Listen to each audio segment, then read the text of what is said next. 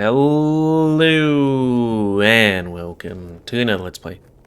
Me, GamerWolfSix of Echo. Before we start, if you're interested in playing this game, you can get it for free on itch.io. But if you want to support the people that made this game, and or get, newer versions of other games earlier because, this one's finished, and they're making others, then you can go to their Patreon, $3 a month. So, on the last Let's Play, we had a horrible dream where we woke up in the outside, was chased by a monster, and then woke up in bed with Leo. But, there were leaves and dirt in the bed because reasons? Maybe the dream actually happened. Who knows? Don't know. And then, Leo left for work. We talked with Kudzu a bit, and now we're looking for, places to take some B-roll or whatever for a project, because we're horribly late on it. We're behind on it. Space. I follow him quietly, again, feeling awkward under his non-nonsense attitude. No nonsense. So, you and Leo getting along? About that. Yeah, we're having fun. My mind wanders back to the text messages, and my stomach clenches. Good. He's been looking forward to this week for a while now. Wouldn't shut up about it last week. I'm somewhat surprised that Katsu's filling the silence between us. Not that I mind. He's pretty damn good at it for such a somber guy. A smile. Yeah, that's Leo. He really missed our old pack. Or does he? Kudzu huffs a laugh. Wolves. I agree. Wolves. As we walk, I can smell the heavy musk coming from the raccoon, mingled with his scent neutralizer, evidence of a hard day's work. There's something special about hanging out with another musky creature. Are raccoons musky? I don't know. Hopefully I don't smell too bad. Like, I should bring a... what is it? Not deodorizer, fuck, I lose words sometimes. The armpit stuff. Like, I should bring some to the gym, because, I shower at the gym, but then I don't have deodorizer on there. So hopefully for the few moments that I don't have it on, I'm fine, because I took, 2 showers. It makes you feel less self-conscious. So, I know you hate Peyton, but don't you have to go back there to work? Back in the day, I had a job studying desert plants after college. Good times. Now definitely put him a few steps above everyone living in Echo, where a high school diploma is a rare thing. I'm a clerk at the town hall, so no, I'm pretty much always here. At this place's does this place have a town hall? It has a population of 65, or something like that. Always? Do you have a car? Sold it after I came here. Wow, you have to get out to shop for food? Wait, don't you? Sometimes I grow and fish for what I can, and the convenience store has a surprisingly good produce section. But otherwise, Leo gives me rides once in a while.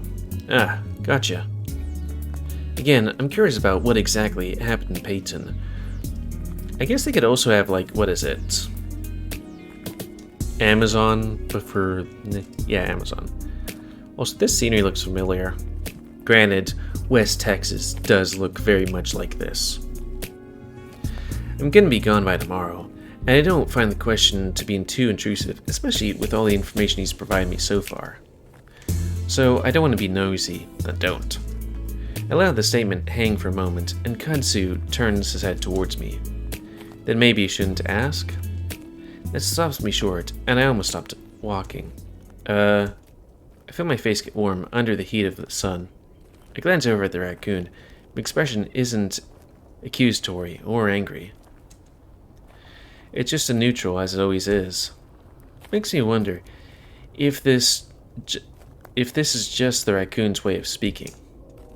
I already know how blunt he can be. I decided to trust what little I know about him and press forward. No? Ask it with the same straight face. Well, you should always ask yourself if asking something nosy is a good idea. Please, main character, don't be nosy. No, even though I made him be nosy, but we saw those red flags. No reason to do it if it's going to piss someone off needlessly. Ah. Before I can even consider, Kudzu goes on. Now, considering what we were just talking about, I can probably guess what you were going to ask. I can feel the embarrassment returning. Yeah? Before I answer it, I have a question for you. How do you feel about people... I was trying to think of a joke about him being a sexual predator or something like that. Also, a joke about being a sexual predator. Wait, that doesn't come out right. It's predator and being sexual. A sexual predator? Yeah, but that's against the law. I shrank a little more into myself. Yeah? Why do you care? The question definitely catches me by surprise, and at first I wonder if it's just Kudzu's way of telling me to shut up. But again, after looking in his face, I decided to just tell him the truth. It cleared my throat. Well, I like you. You're a cool guy. It comes out rather lamely, but it is the truth. His demeanor of not really giving a fuck about what others think of him. It's like Flynn, except Kudzu doesn't seem like he was putting up a front at all. Also, Flynn's a dick, and Kudzu doesn't seem like a dick. On top of that, he stepped in to stop a crowbar-wielding drug addict when he saw his friend in danger. Maybe we should also be like, hey, Kudzu, I saw him, what's his name, Clint High with a gun. You two seem to be somewhat close to each other and knowing of each other. Maybe you should talk about the gun thing and the death threats. Anyways, Kudzu laughs, genuinely, and it's a bit startling. That's really the reason? I'm flustered again. Well, yeah. Fair enough. And I like you too. Leo was mostly right about you. What did Leo say about me? They have a nice cock. I mean, a lot of things, but you can't expect a wolf as love-spin as he is to not exaggerate, can you? No, I guess not. I step on practically a particular large rock, and nearly lose my balance. Like, on the road here? Before I can even stumble, though, Kudzu's grasping my arm tightly, stopped me from running into him. Oh, sorry. Thanks. Raccoon had damn fast reflexes. No problem. I start to walk again, but Kudzu doesn't move. I stop and glance at him, but he's looking up at the road, not at me. I lost someone in Peyton. It takes a moment to realize what he's talking about, but then I do. By a guy with a gun who didn't give a fuck.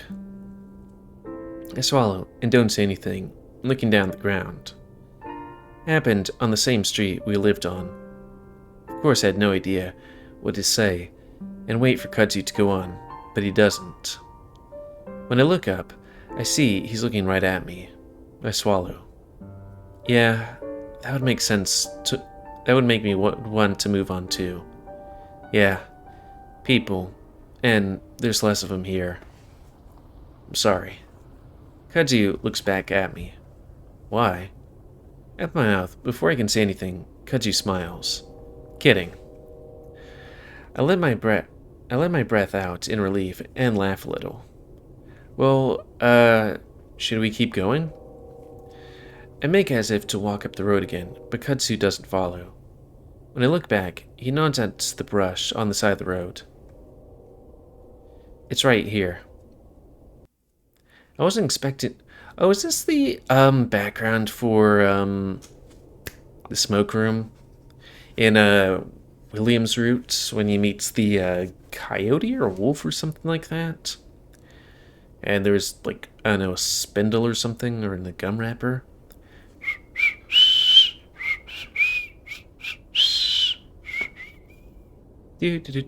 I just love that part. It's like, there's a horrible murder. Do do do do do do do do do do. Has her head ripped off. Do do do. It's like, okay, pretty upbeat. I wasn't expecting much, and I am not disappointed as we come up on the pump. Mostly, it's just a rusted piece of metal sticking out of the ground. Katsu seems a bit put off by how lame it is himself. Smaller than I remember it being. Yeah, same when you come upon your ex. Meh, it's something at least. I'll get a few shots out of it. I start unpacking the camera from the bag, a bit reluctant to do it in front of something so insignificant. How'd you find this anyway? I looked towards the road. It was basically hidden by dense brush in front of me. Needed to take a piss.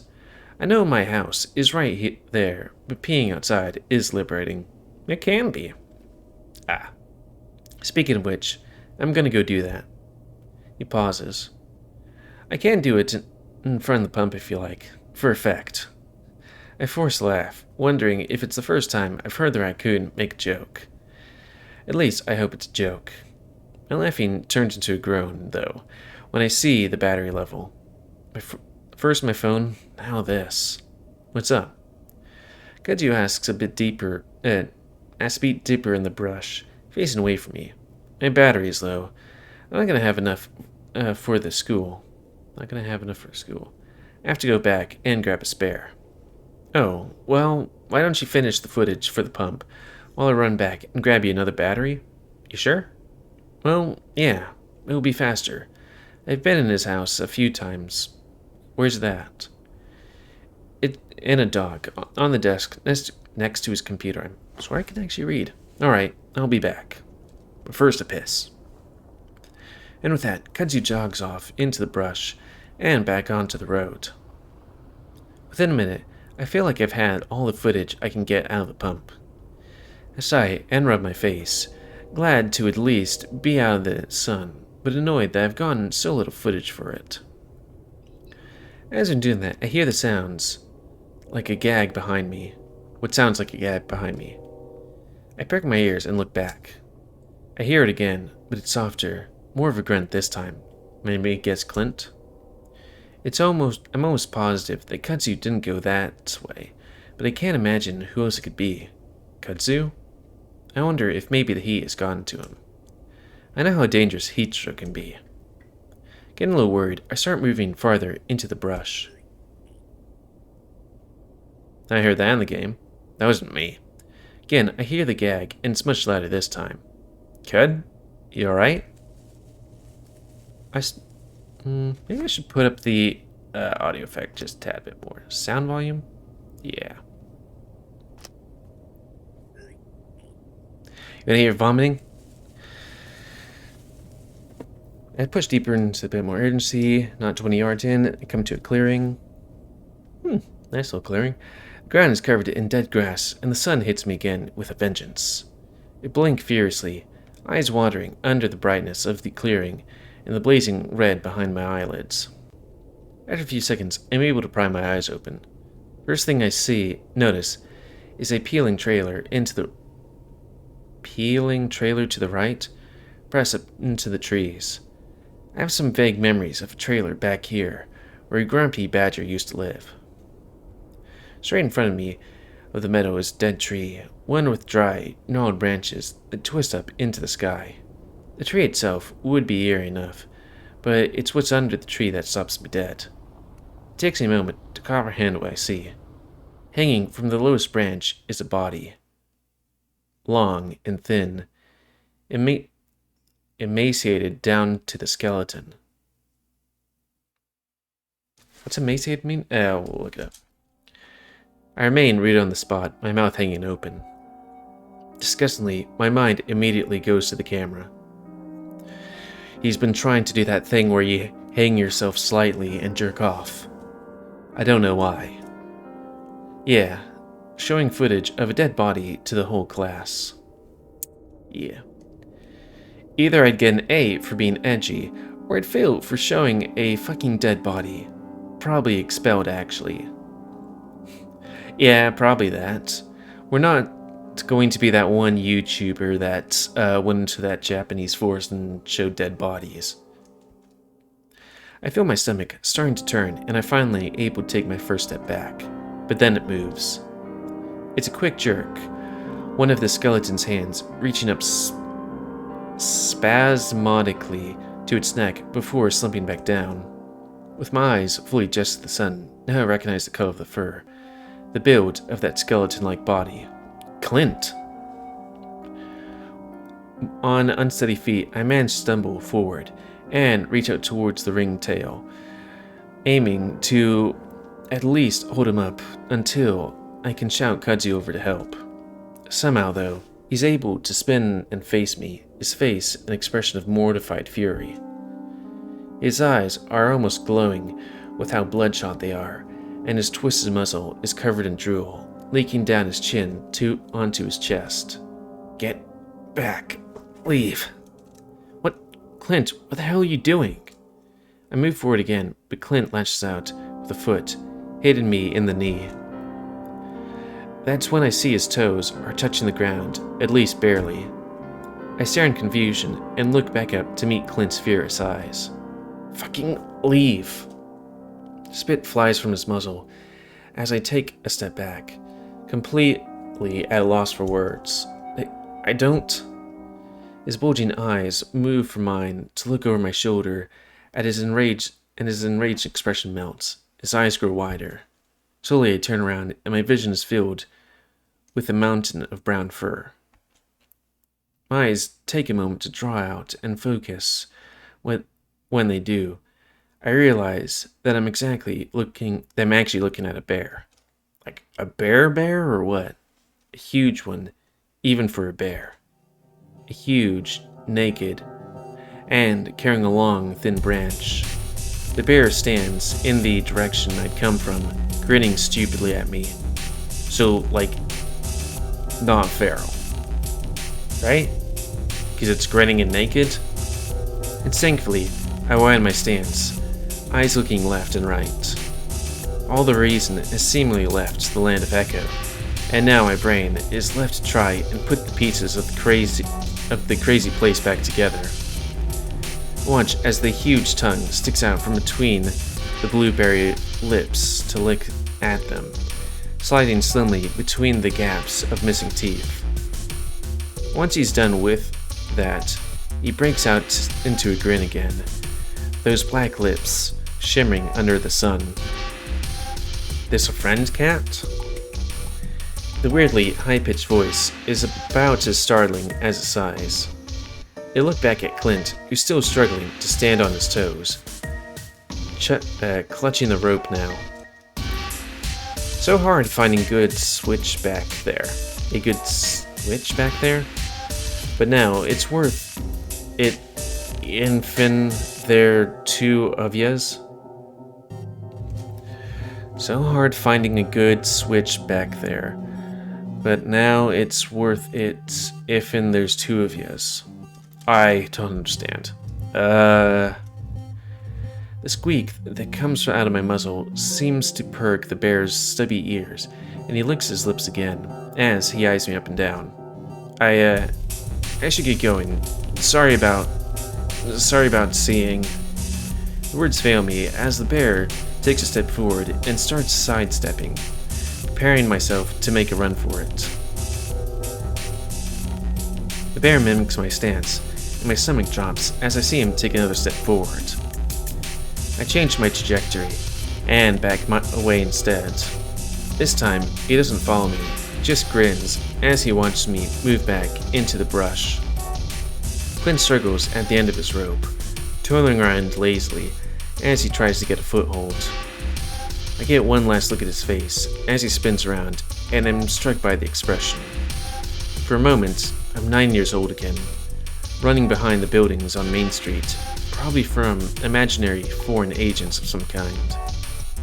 When I hide behind the tree next to Clint's house, I hear a screen door open and, for several minutes, I watch Clint breathing deeply into a rag. I'm too young to understand, but for some reason, I know it's not good. When I finally decide to run from my hiding spot, Clint looks up to me and we meet eyes. His are wide and wild, confused and hurt, just like now.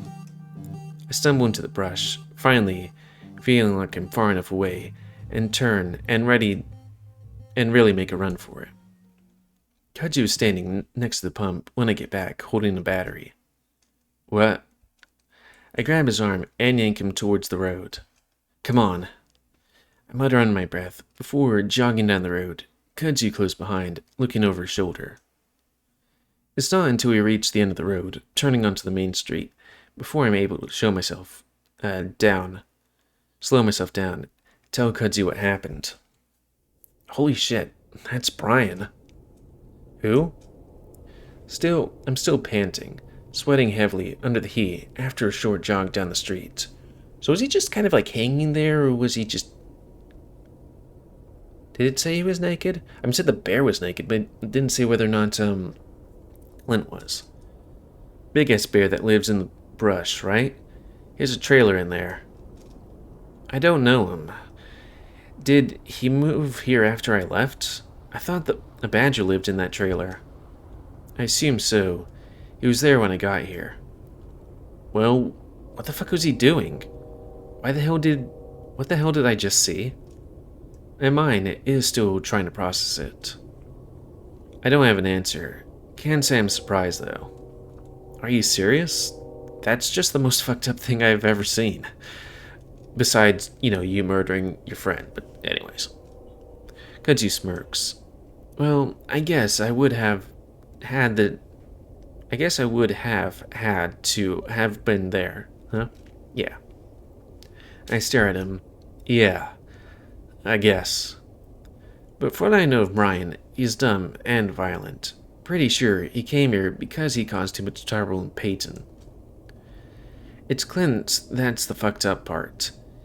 He's a fucking homophobe, but he's doing that shit? Yeah, there are quite a few homophobes that are, into gay stuff. I don't know much about Clint either. What I do know is that Brian is his dealer. Oh, so let me guess, sex for drugs? Really? Well, really the entire town's dealer. It made sense that Clint would need one in Echo, considering he was banned for life for driving after, 3 DUIs. Do you get banned from driving for 3 DUIs? I remember me and my family were hit by a drunk driver who was he was passed out when we got back because we were rear-ended. We were all fine, minus a little bit of whiplash. But I was his third DUI. I think the first 2, they just let you off with a warning. But I thought Jeremy did that. Carl told me that's where he gets his weed. Kudzu shrugs again. I assume Clint is using more than just marijuana. Huh. It's becoming clear what kind of relationship Clint and the bear have. I shudder, just wishing that I hadn't had to witness it. I already have a bad feeling for Clint. I already feel bad for Clint, but now? Kudzu holds out the batteries, still in his hand. Want to move to the school? Yeah, let's do that. Next hour is pretty uneventful, though I do get enough footage to the point where I'm satisfied. There's a point where I notice Duke down the road. He stands there for a while, watching us as I'm getting different angles of the school. It's annoying, but even though he's a complete fuck up, he likes to pretend he's still in control of things in Echo. Probably just promoted himself to sheriff of the town in his mind, or something. Well, it'd be hard for him to fill William's shoes. I ignore him, though. The next time I look up, he's gone. I turn my attention back to the project, finally able to calculate how much work I actually have left. Most of my work is going to have to happen the night before the due date. I swallow, stomach churning at the thought.